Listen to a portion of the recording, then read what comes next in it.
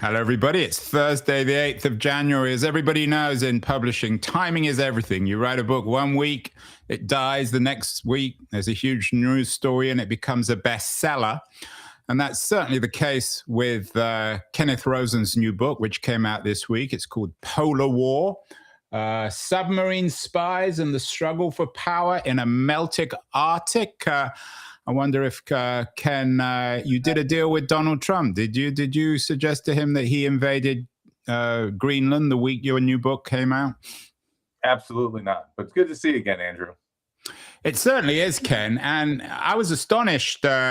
You were back on the show. You were on the show about 5 years ago, and we talked about the failed promise of behavioral treatment programs for troubled teens. You had a very well-reviewed book out back then called Troubled, The Failed Promise of America's Behavioral Treatment. It was about your struggle and everybody's struggle to grow up in America. How did you get from that? How did you get from Troubled to Polar War?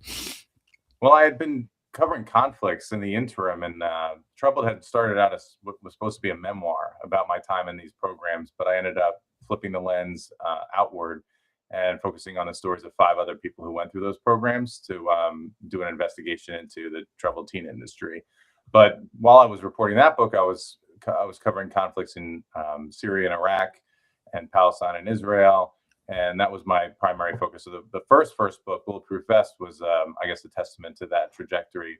And if you want to tie it all in somehow, not with a very neat knot, but tie it in by saying they're all sort of conflicts pertaining to America. Yeah, to put it mildly. The book, as I said, it came out a couple of days ago. It's already #1 in Arctic ecosystems on Amazon. So congratulations on that. I'm not sure how much competition you have on books on Arctic ecosystems. I wouldn't put much cachet into the Amazon algorithms. We don't know if it's book sales or page views, and they have a litany of different subgenres that I don't really know apply to the books. Arctic. So in all seriousness, though, Ken, it's quite an achievement. How long did you spend in the Arctic? I know the book is based on a lot of first-person reporting. I traveled to and from the Arctic for about 3 years. I spent a month in Iceland, more than a month in Alaska, and then did trips back and forth to all the different Scandinavian countries in the Arctic.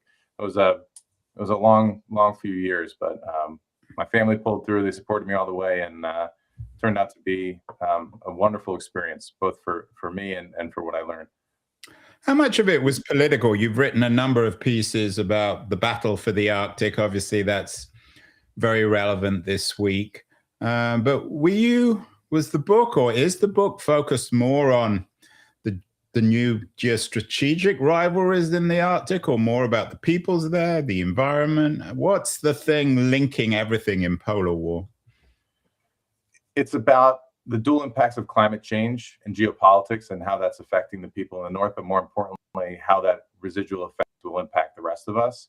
I was primarily frustrated in my initial research to find that most of the literature on the Arctic was about climate change and polar bears and the fauna and different peoples who lived across the high north, circumpolar north.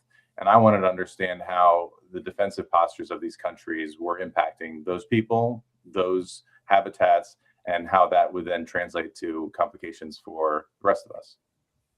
So what's the value? Everyone's asking themselves the value of Greenland, the value of the Arctic from Trump's point of view. Is it rare earth minerals? Is it geostrategic issues? Is it America's defense of its north? What's the key thing driving this massive sensitivity now of the Arctic North?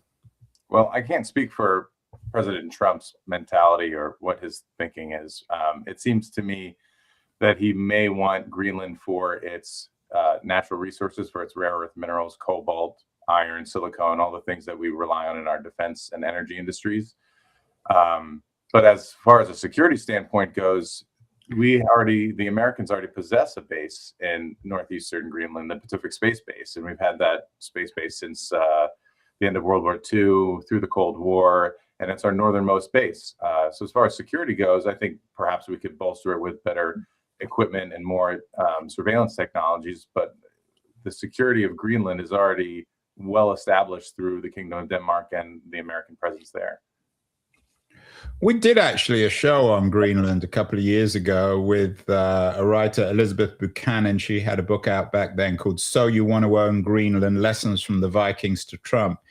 She was actually reasonably, I'm not sure where she is right now on Trump and Greenland, but she was quite sympathetic to Trump's policy there and critical of the Danes, particularly their perhaps colonial aspirations in Greenland. Is there a European colonial legacy in the Arctic that you found, Ken? Yeah, absolutely. The Kingdom of Denmark once possessed power and sovereignty over Iceland as well. I mean, today it also counts the Faroe Islands and Greenland as part of its territory. That's a legacy that they're still reckoning with today. The Kingdom of Denmark is continuously paying reparations to the Inuit population, the Greenlanders, for a number of severe and troubling instances over the last century. So the colonialism aspect remains, and it's something that they're reckoning with day to day. And on top of it now, they're reckoning with the fact that America is trying to use that as a toehold into its territory. Yeah, the Danes aren't quite as good as they're always presented as, particularly on this show.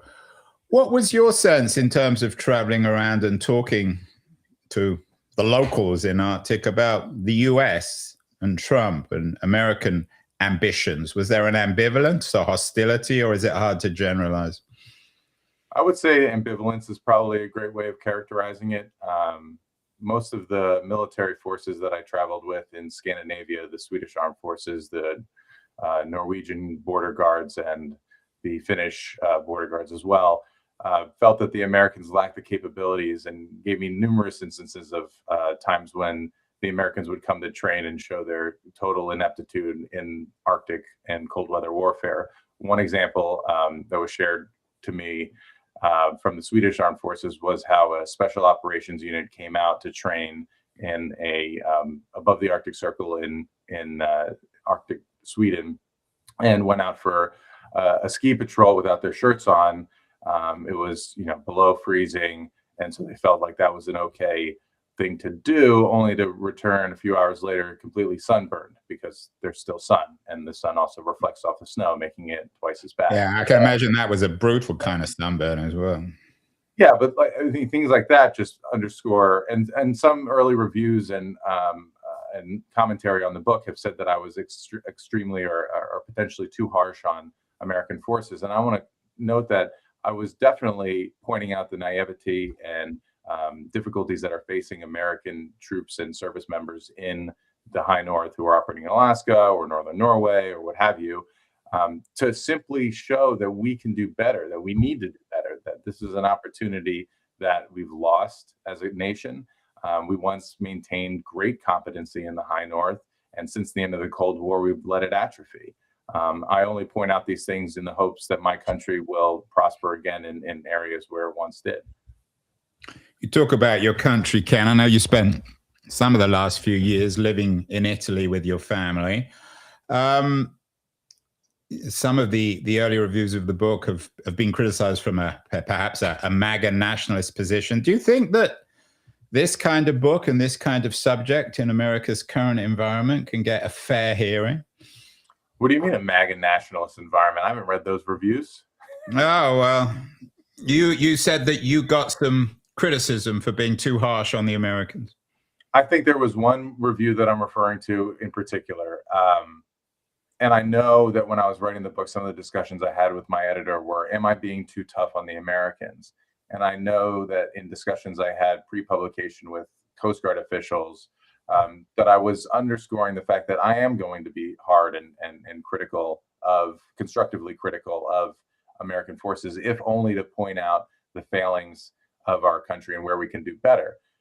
And to Trump's credit, he has started to put more emphasis on Arctic security cutters, signing a deal post-Biden. Biden had started an ice pact with Finland to create and build more icebreakers and ice-faring ships for the U.S., and Trump has doubled down on that. So there are some positives that are coming out of realizing that we weren't doing well enough, but it can continue to grow and maybe one day be on parity with where our Scandinavian allies are.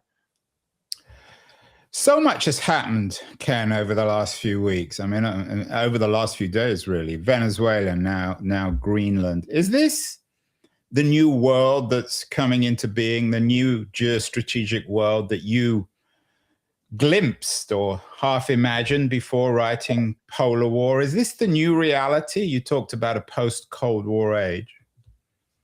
I was fearsome of a post-world order phase of our planet, but I didn't think that the impetus for it would be the president of the United States. I thought it would be the president of the Russian Federation or of the Communist Party of China, the People's Republic of China. So that I foresaw. I just didn't foresee where it was coming from, I think. And if you recall 5 years ago, before we spoke also, I mean, the start of the year in the Trump administration was similarly chaotic with the assassination of Qasem Soleimani. So maybe this is just the way to start a new year when you're under the Trump administration. All sorts of speculative articles recently about new geostrategic alliances. One piece asks whether Trump's threat to Greenland will bring China and Europe closer together.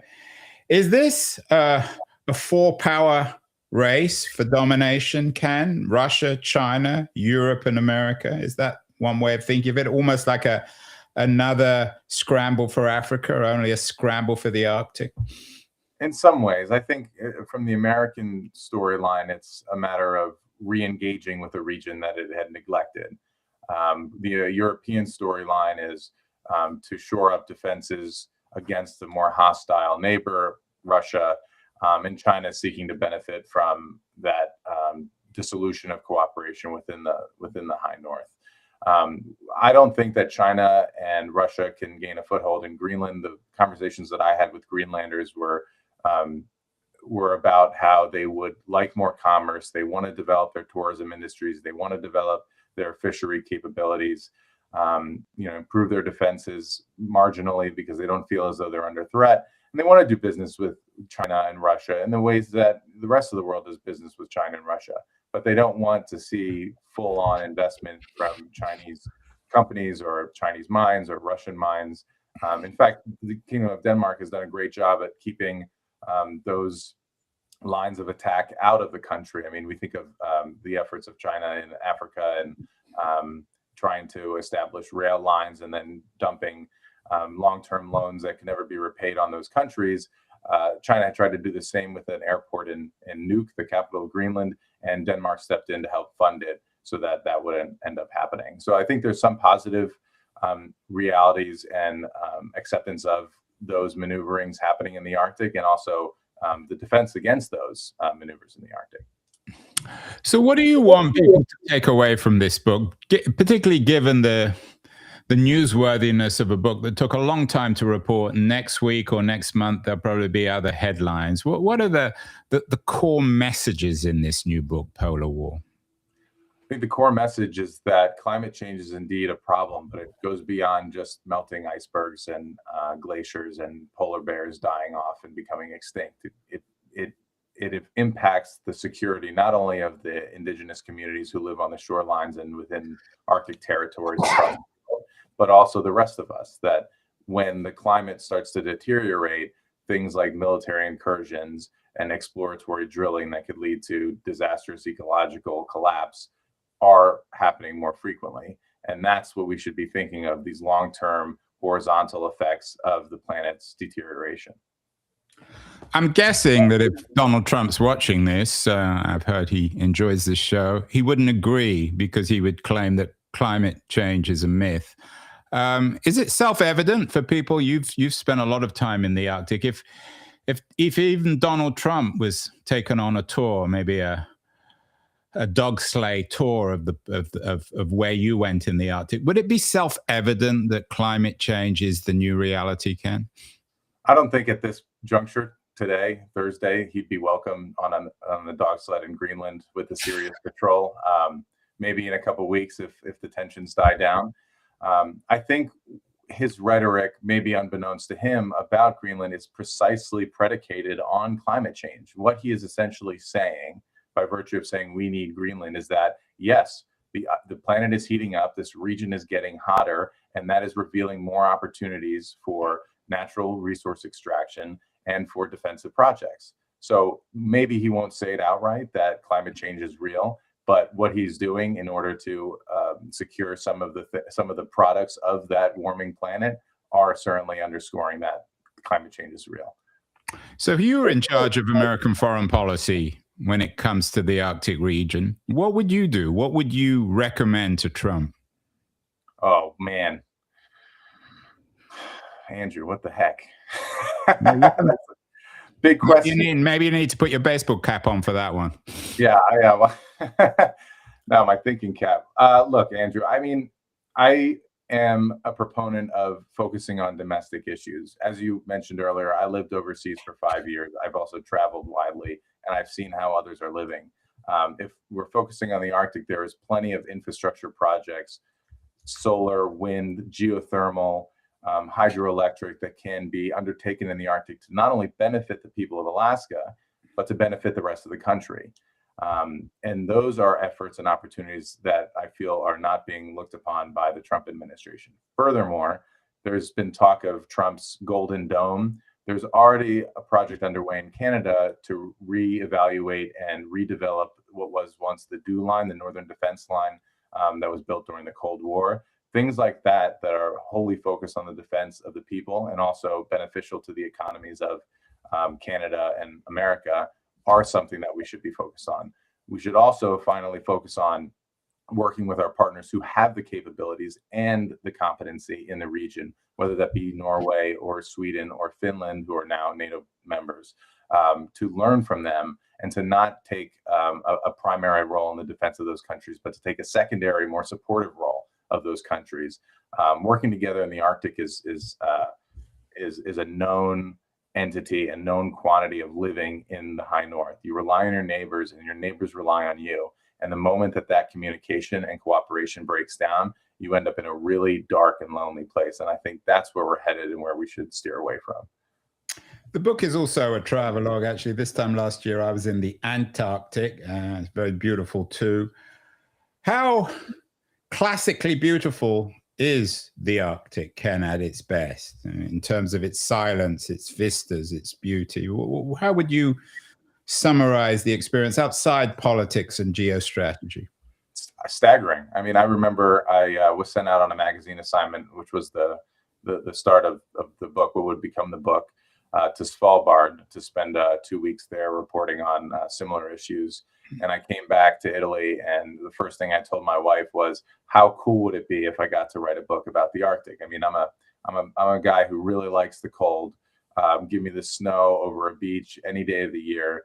The silence and the vistas are staggering, and I hope that I pay some tribute to it in the book with the writing, to underscore that. But it's not the only part of the Arctic.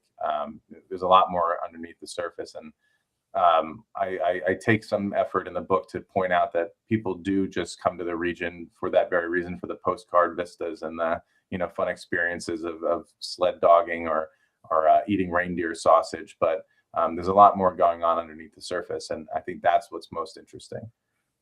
There's a long history, of course, of Western explorers in the polar regions and Antarctic, Shackleton and so on. You're obviously not Ernest Shackleton, but do you see yourself in terms of this project as in that tradition? Absolutely not. And I think within the first 2 paragraphs of the book, I mentioned that today, to do a journey similar to what Robert Peary did, or any of the other foreign explorers who were up there, it takes me $500 on a plane ticket in 2 hours. There's some complications and there's difficulties to life in the Arctic. Air Greenland costs so much per ticket because they have to build in the price of the hotels and the lodging and the food of the guests who get stranded when the weather turns poorly on those itineraries. So there are still some complications, but it's nowhere near what all those great explorers that came in the 20th century and the late 19th century had suffered through. What's the worst possible scenario, Ken, for this? I mean, leaving aside war, as there's more and more interest in the polar area, as more and more tourists go there, as your book will no doubt trigger all sorts of other books and investigations and news articles. What do you most fear about the life in the Arctic, in the polar region, beyond war, in the next few years, as it becomes more central in how we all think about the future of the planet? Well, first, I worry most about the indigenous communities and their ways of life. This is the sustenance lifestyle that will be eradicated, and something that we'll lose as a country and as humanity. Our connection to the land and our understanding of the land, and the way we could learn from indigenous communities who are working to adapt to climate change, things that we can take from those lessons. Secondarily, I worry now today about the dissolution of NATO. It's more than just a defense pact. It's really a community of nations that rely on each other for a lot more than just defense. And with that, there's been it's been under threat for several years now, from the first Trump administration to this one. And I worry that, having traveled through Europe, having seen how much American defense postures are protecting Europe, Eastern Europe, Western Europe, how much they rely on that until they can secure their own defense. There can't be a dissolution of NATO. I mean, we have family out there that would be lost if there was another war in Europe. So those are the two things that I worry about most. And whether or not my children will have the opportunity to see some of the beautiful landscapes that I got to see is neither here nor there. It's only a matter of time before the snow and the ice melts forever. And how do we protect, the West or the great powers, how do we protect the lives and cultures of the indigenous people? One of the criticisms I have in the book is that we have something like 30% of the seafloor mapped off the coast of Alaska. We need to do more to understand the changes that are occurring, and that also bodes well with needing more scientific cooperation in the north. I take a chapter in the book to note that Russia is the largest stakeholder by land and by coastline in the Arctic, yet we have severed all communication and scientific ties with that community. And there with it goes the puzzle piece, the largest puzzle piece in the Arctic, to understanding what's going on up there. As permafrost thaws and melts, it's also releasing a ton of carbon, which is only accelerating the process. And not being able to communicate with those communities, not going to those communities and trying to learn how they're managing and how they're reacting and what we can do to support them, we'll lose land, and we'll lose the people who live upon it. I know the book features Russian spies. Most books about international geostrategic issues, of course, do. But can the Russians bring some wisdom which perhaps Americans lack, given the intimacy with which the Russian Empire knows, if not the Arctic region, certainly the polar north, in much more experience than the United States? Certainly. I mean, during World War II, we failed at operating up in northern Russia. The Atlantic defense during World War II was predicated on the coastline, or situated on the coastline of northern Norway. They have the experience and the knowledge to be able to operate there. And that was one of the benefits of the dissolution of the Soviet Union, was to learn more about that region and that country and how they operated in such harsh conditions. And now we're without it. Go back to Napoleon, right? Trying to get to Moscow and St. Petersburg. And you can see that there's a long history and knowledge there that we're missing out on if we continue to keep them away from the Arctic Russia away from the Arctic Council, and that's a shame. It's interesting you bring up Napoleon. Of course, Napoleon and Hitler always seem to be at the back of Vladimir Putin's mind when he thinks about Russia, and that certainly explains in part, although it doesn't justify his invasion of Ukraine. When Putin, I know it's hard to get into Putin's head as it is to get into Xi or Trump's head, but when Putin thinks of the Arctic, of the polar areas, Ken, the Ukrainian light bulb doesn't go off, does it? He doesn't think, well, this should be Russia. He doesn't think in nostalgic terms about the Soviet Union. What occurs to him? Does he give it any thought? Does he give thought to the Arctic region as something that should be part of Russia? Well, given his clear and self unambiguous nostalgia for the Soviet Union, his attempt to put it back together again with the invasion of Ukraine and many other policies, how does the Arctic fit into Putin's geostrategic vision, his ambition of Russia in the 21st century? I characterize it in the book as a discombobulation, right? We want everything always, all the time, all places. And maybe one of them will stick, right? I took the chapter to try to explore my failings as a Western thinker, to try to understand what a Soviet era or Eastern thinker might view as potential for the Arctic and Ukraine and all these other things that don't seem to make sense to us. But we can't forget also that the Arctic is a launch pad for many of the drone strikes in Ukraine. So I think if Putin views the Arctic as essential to securing Eastern Europe and that buffer zone that he claims is what Ukraine should become, then there's no stopping the growth and outcropping attacks into, say, Svalbard or Finland, which they are continuously worried about as well. What his thinking is hard to determine. I did spend time with a Russian community in Svalbard, which is a demilitarized, visa-free zone overseen by Norway. And those Russians were telling me that they wanted to carry on the way they were living now, and not be under rule by Russia or Norway. So there's some discord there that isn't making a lot of sense. But at the end of the day, what Putin and what Trump want are mysteries to me, and I think a lot of other people. Ken, we're all trying to join the dots between Ukraine and Venezuela and Greenland, and perhaps what's happening in Africa, in rare earth, mineral-rich countries like Congo. We're doing some shows on that too. Seems as if there's two readings of it. On the one hand, there's something new evolving in the world, a new 21st century great power architecture. On the other hand, we're really just going back to the 19th century, and rather than Britain and France and Germany, the new great powers are China, Russia, and the United States. In terms of your reading, particularly in the context of the polar, the Arctic area, is this just a return to history, or is it something new? I think Timothy Snyder would suggest that history doesn't repeat itself, and that what we're seeing is new. And I would agree with him on that. Timothy Snyder being the famous, who's been on the show, very critical of Putin in particular. So that history can't really repeat itself. But in 2007, Putin launched a submarine that had several guests on board.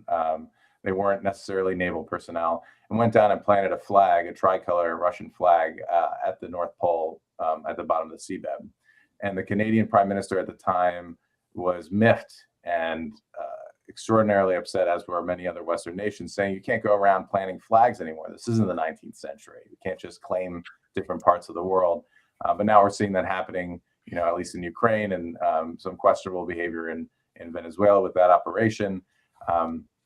But I think there is a shift in the world order, and I think there's a shift in the way that we cooperate with one another. But I have a tough time believing that the officials in Washington don't recognize how globalized our world is, and that one thing will affect another thing very easily, as we saw with the markets in response to Ukraine, the markets in response to Gaza, and that we can't just simply stay isolated. That's not a policy that will benefit us into the future.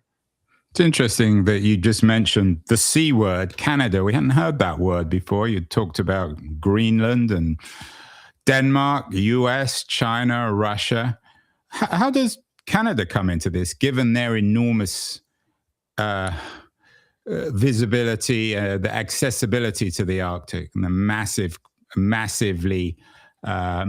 access to this new polar, well, not new, the old new polar area. Well, the Canadians are dealing also, like the Danes, with reparations to the indigenous communities that they mistreated for so many years. And then Washington has been caustic with its approach to Canadian Arctic politics insofar as claiming that the Northwest Passage is free and navigable for everyone, that it's international water, whereas Canadian Ottawa believes that it's sovereign Canadian waterways. As far as Trump's rhetoric towards wanting to make Canada another state within the United States, we rely on Canada for some of our defense as well. I mean, they share an entire border that is primarily Arctic border, and without working to collaborate with them on shoring up the former DEW line or the Northern Defense Line for the protection of the country, we're missing out on an opportunity there. We're missing out on another nation that has a lot of capabilities and a lot of experience in the high north, and relegating them to some caricature of Trump's musings. Are there international statesmen who are models for how to behave towards the Arctic? We did a show earlier this week with Jason Pack, the host of the Disorder podcast, who made the Canadian Prime Minister Mark Carney his Person of the Year in 2025. Is Carney a little bit more responsible, perhaps, than Trump when it comes to the Arctic?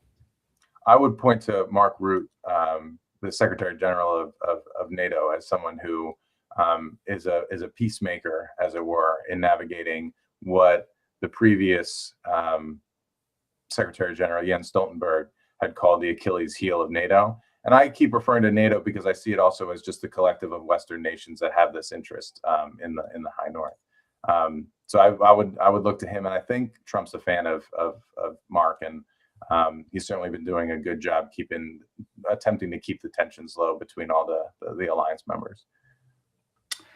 You seem to be one or two steps ahead of us, Ken. You already got your new book, Polar War. It's out this week. And on your website, you're advertising your next book. It's called One Click from Collapse. The author of Polar War turns his attention to the insecurity of our digital infrastructure. How do you keep ahead of everybody else? By not getting paid enough, scratching at the seams. And I try to keep my attention focused on the things that keep crop in smaller news articles and trends that seem to quickly fall out of the news cycle. The interest in cyber warfare for me dates back to when I was reporting in Ukraine and some of the issues I was having with my digital communications and bizarre things that were happening with my laptop, and trying to go deep digital security to protect sources, to protect the people I love and care about, and all the information that I have in the digital sphere. So whether or not it's, whether or not I'm Cassandra, I don't know. I certainly hope not, but it is an interesting subject, and I'll be looking forward to report that book over the next several years. Ken, as you know, I'm talking to you from Silicon Valley, where a lot of the visionaries, the multi-billionaires, for them, their Arctic is outer space. What does your reporting on polar war, what should it teach us and warn us about the colonial visions that guys like Elon Musk and Jeff Bezos have of colonizing space?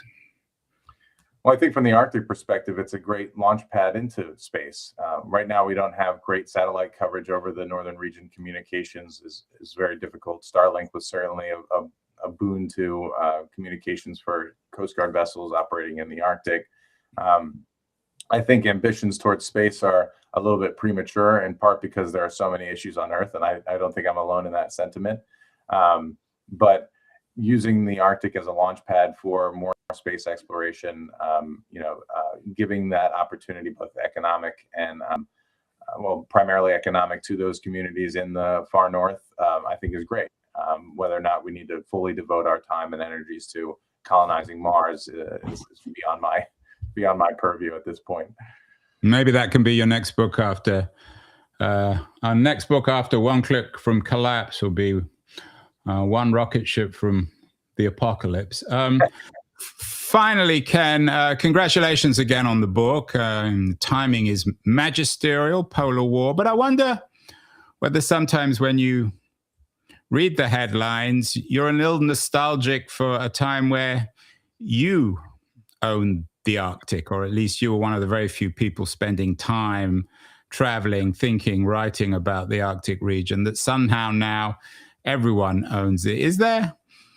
I mean, you obviously must be pleased that, not pleased that there's going to be war in the Arctic, but pleased that it's become such a hot issue to launch your book. But as a writer and as an explorer, maybe not in the Arctic sense, but as someone who takes risks, do you sometimes wistfully think of a time when no one knew about the Arctic except Kenneth Rosen and the people who live there?